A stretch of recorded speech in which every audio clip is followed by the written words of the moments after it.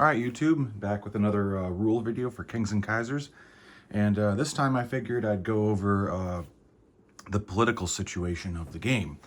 If you've played BBR or 1940 Global and all that, you're well aware of the political situation with those games, and you know how it is with World War II. But this is World War I, so there is a different political situation, not as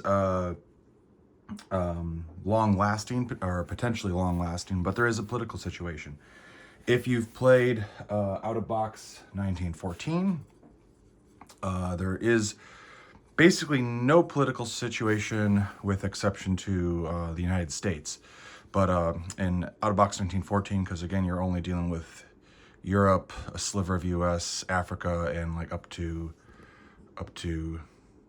Bombay, you know, and that portion of Russia. You only have that, so, and it's kind of streamlined in that everybody starts at war except the United States. And, you know, Japan is not in it, and the Russian Civil War isn't a thing in that game, and neither is the China National Protection War. But anyway, in that game, all the powers except for the United States, so 7 out of the 8 powers start at war, which if you research how the bar fight of World War I unfolded, it's not quite exactly accurate. So we decided to kind of change it up a little bit, make it a little more historically accurate. So you see the unfolding of the war in real time as you're playing the game, and you can unfold it differently. You can either go the historical route, obviously, or you can do something else. So for one reason or another, and that gives players more options, and it, you know, makes it less scripted while also being a little more historically accurate and stuff. So I'll just get into it. I'm gonna be kind of brief with this. I might make a couple videos. Maybe I'm probably gonna do a separate video, I think, for the United States, but I'm gonna cover the bulk of the powers in the game right here. Maybe do US and China together. So anyway, when you start a Kings and Kaisers game, the only powers that begin the game at war are Austria-Hungary, the German Empire, the Russian Empire, and the French Republic. Those are the powers that start at war, and then it's just a matter of when does the British Empire come into play, when does the Kingdom of Italy join, and when do the Ottomans get into the fight. In out-of-box 1914, the United States is neutral until round 4, or if they've lost income from unrestricted submarine warfare being declared, then they can come in earlier, or if they're attacked. But realistically, yeah, the United States is out of that game until round 4. In this game, however, I always felt that was a little too quick in terms of how the war unfolded, because the U.S. didn't join the war. You know, war started middle of 1914. Italy didn't actually join the war until like early 1915. So we have them come in round 2, if not earlier. But the United States, you know, coming in by round 4 is the deadline for them joining the conflict. Felt a little. It always felt a little premature and early and kind of weird to me. So we pushed them back one more round, so the United States can potentially be out of the game until round 5, and then on round 5 they can declare war. But otherwise, Kingdom of Italy and the British Empire and the Empire of Japan, if they're not if each of those powers, and also the Ottoman Empire, if each of these powers are not at war by the beginning of their second turn, then they can declare war at that time during their turn. So we made those choices to give players some different styles of games that they could play, and, you know, get basically allow different positioning, and if they want to try different things, and it's not so scripted and just a little more historically accurate that way, because these guys, you know, the Russians and the French started fighting the Germans and the Austrians The Brits did not get into it right away. They didn't get into it until Belgium was attacked. Until I knocked that guy over. They didn't get into it until Germany invaded Belgium, did the whole Schlieffen Plan thing and all that. So we kind of brought that in, and of course, as most people know, Italy was originally allied with the Central Powers, but then they bowed out of their pact because they basically viewed it as a defensive pact, not because Austria was the aggressor against Serbia. Italy did not feel the need to honor that, and so, you know, they basically joined the Allies, being more opportunistic. But that's a conversation for another day. That's a conversation for another day. So I'm just gonna go over it really quickly for each power that starts neutral. Just go over some basics about when they join and the criteria for them being able to declare war, et cetera, et cetera. So, I guess we'll just go in turn order because, of course, the first four powers are the ones that start at war, and then we get to the British Empire and the Empire of Japan. So, if you are familiar with 1940 Global and BBR and stuff, basically in this game, in Kings and Kaisers, the relation of the British Empire and the Empire of Japan is very similar to the British Empire and Commonwealth of BBR or ANZAC of 1940 Global. If you declare war on one, it allows the other to declare war on you. So if Germany declares war on the on the Empire of Japan on their turn, say like they do a turn one attack against their fleet with these cruisers, or they attack any of these other Japanese territories. If they attack Japan and they do not they haven't declared war against the British Empire on the British Empire's turn, they can then declare war against the Central Powers. And likewise, if the British Empire is at war on Japan's turn, then they can declare war against the Central Powers. So again, very much like the Commonwealth and United Kingdom relationship of the World War II games. Very similar to that. British Empire can also declare war. If they're not attacked directly, British Empire can declare war on their turn if any of the several British minor aligned territories, like Belgium, you see that little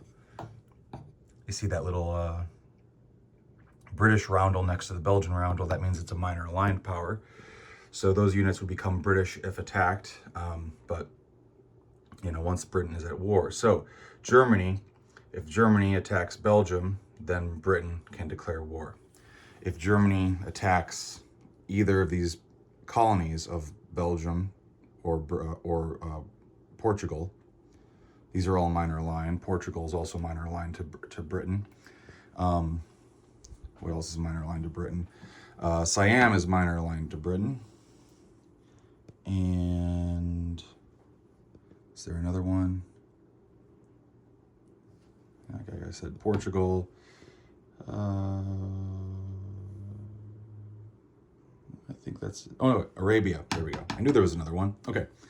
So if any of these territories are attacked, that allows Britain to declare war as well. It also allows Japan to declare war as well if those have been attacked. And let's see. Oh yeah, and then down here I got the political situation cards laid out. This is from the second half of the Kings and Kaisers deck. So this is kind of my little reference point here. You got the Allied powers, Central and Allied powers at war cards. You got the Russian political situation cards. You got the German political situation cards. Britain, Japan, Ottomans, Kingdom of Italy, the United States cards, and they have the China card right here, just as a kind of a reference. Okay. Anyway, so yeah, like I said, Britain. If you do not attack Britain, then the restriction that basically forces Britain. Britain can't attack, can't declare war if they're neutral and they haven't, none of the criteria have been met. If they haven't been attacked and none of their aligned powers have been attacked, that means that their sea units are not hostile. You can pass through. The Germans can pass through them. Pass through. They don't block their movement. So it allows different like positioning, such as that. They just can't like end their movement in sea zones that have British ships, as long as Britain is neutral. But they can pass through them and stuff. And I'll go into that later, more in detail later with another video. But it's kind of an idea of like, why would you hold off attacking them? But that it also, if they're not at war, they have to stay within their own territories and so on and so forth. So if you want to try something different, it can buy you some time, right? It seems pretty self-explanatory. Okay, so, and the same thing with Japan. So again, if the Central Powers have not declared war on either Britain or Japan by the beginning of their second turn, which means Germany and Austria get to go twice, and the Ottomans get to go once before, turn 2, because that's the turn order. So, can buy you some time and stuff like that. All right? Okay. I've basically covered that. All right, now moving on to the Ottomans. So we go to the Central Powers for a bit. So Ottomans, a little different, but pretty straightforward. The Ottomans cannot declare, if war has not been declared against them on their first turn, they can declare war if the British Empire is at war, because basically the Ottomans, they decided to basically get into the conflict because they saw Britain being tied up as kind of an opportunity to expand. And it wasn't exactly the historical case, but you get the idea. So if Britain is at war, the Ottomans can declare war. If any of the Ottoman-aligned territories, there's 3 in Africa, if either of these have been attacked, they can declare war. And let's see, and if they're not at war at the beginning of their second turn, then they can declare war. Again, they have to like stay within their own territories or adjacent sea zones to their territories. But yeah, it allows kind of a positioning.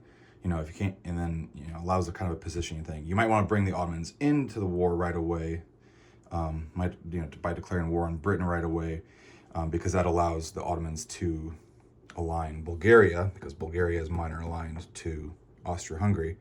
It would allow the Ottomans to align Bulgaria for Austria-Hungary for them, which does speed up Austria taking out the Balkans.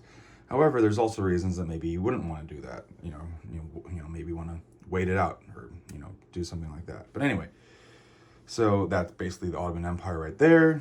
And then we have the Kingdom of Italy, which is very similar to the Ottoman Empire in terms of their political situation. But they don't have, it's even more streamlined. They don't have any relation to the other allied powers, and they don't have any minor aligned territories. So basically just Italy, if they're neutral, if they're still neutral at the beginning of their second turn, then they can declare war, or, on their second turn, if they're neutral, they can declare war, against the Central Powers. And that's basically it. Okay. All right.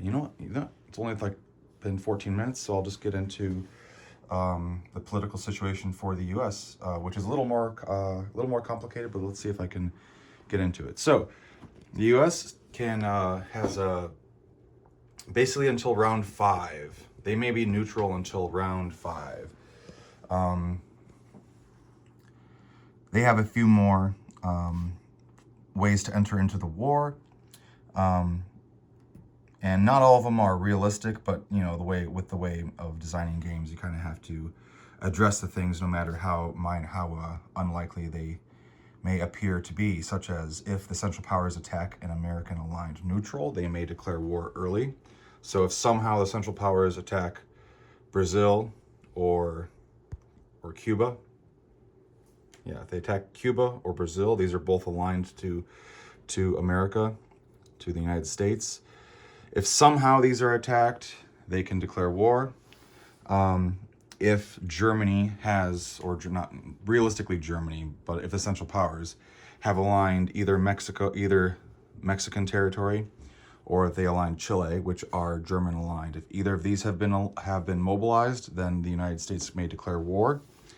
And if Germany has declared unrestricted submarine warfare, which they may do until their 5th turn, if they've declared it before then, while the United States is neutral, they may declare war at that time, or at least on their turn. And then, if the Germans have sent the Zimmermann telegram, if they have paid to send the Zimmermann telegram, then that too allows the United States to declare war. And I'll go more in depth with the Zimmermann telegram on a video for Germany's special rules and stuff. But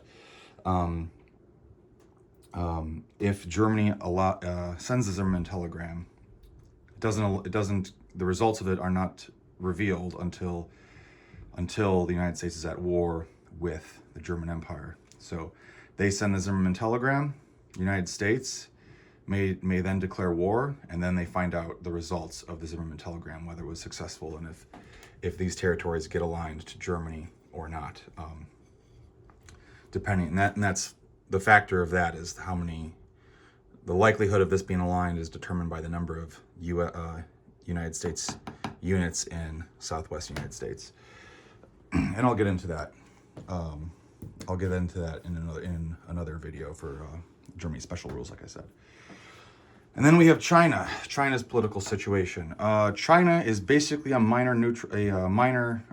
just a neutral power for the first 2 turns of the game. They aren't involved unless somebody attacks them for some reason. I wouldn't recommend it.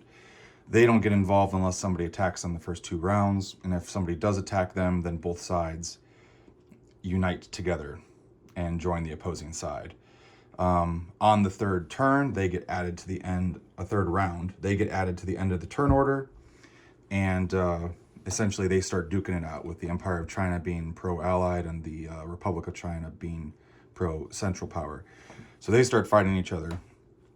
And if anybody steps foot in China, then that makes them stop fighting, and then they flip to the other side. So you don't want to do that. And if you also attack China prematurely or after their conflict, then not only do they get united, but and they get a bonus national objective for being at war with the Allied powers. They just get an additional $10 every turn. They also get double the IPC value in infantry in added to each territory. So Manchuria being 2 IPCs would get 4 Chinese infantry thrown down there. Sikang would get 2 since it's worth 1, just by comparison right there. While I'm at the Pacific, backing up to Japan. Japan has a bit of a spheres of influence rule. They have to stay within the Pacific. Their sea units have to stay within the Pacific. So that is sea zone 47 through 75, which is why I like to put these World War II Japan roundels down, since that's the naval flag. So that kind of is a nice little visual way for me to do it, to show the extent of where they can go. So Japan can come down to here, and they can come to here, here, and here, but they cannot go into the Indian Ocean. They have to respect the sphere of influence there. Their land units can come into Allied territories up to this point. They cannot enter West India unless it's contested. So if Britain really needs help, then they can come over here, but they have to it takes them a while to get there, but theoretically Japan can liberate Bombay if the Ottomans somehow manage to snag it. But beyond that, they may never enter Persia or Afghanistan. And they may not enter Russian territories unless the armistice has been offered to the Central Powers. They had the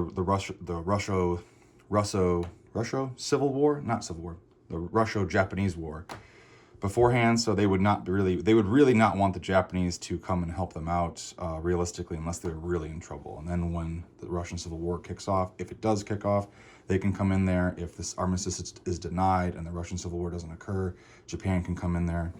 And Japan can also not come into these allied territories, allied controlled territories, they can come into other allied territories if they're contested to help them out and stuff.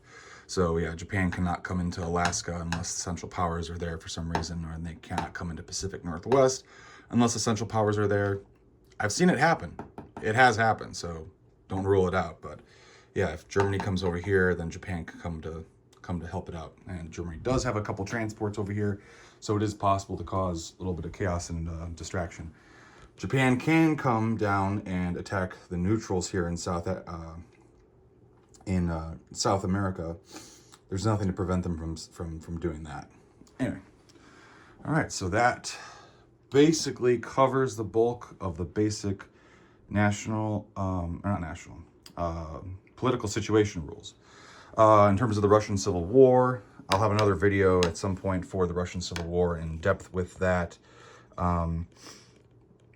going over all the special Russian stuff. I'll have another video for that. The main thing, political situation-wise, if the Russian Civil War kicks off, the Allies can do... No, let me refocus. The Allies can do Allied intervention in Russia. However, if the territories are Soviet-controlled and they have units in those territories, then the Allies may not step foot into those territories, and they have to respect the control of those territories. If they're contested or they're controlled by the whites, the white movement, then the other allies may go into those territories to help out the whites and stuff, and either conducting combat in the contested territories or just backing up as reinforcement and defensive units in contested territories or white-controlled territories, things like that. All right, so that basically about covers the bulk of the political situation rules. I'm gonna make another video going into movement, opening turn movement and stuff between neutral powers, neutral major powers, and at war powers and stuff, because it's a little simple for the land movement, but in terms of the sea movement, that one has a little bit more caveats and stuff to it. So yeah, stay tuned for that video. Hope this was informal, educational. hope this made sense. If you have questions, feel free to throw them down in the comments and so on and so forth. But stay tuned for the next one.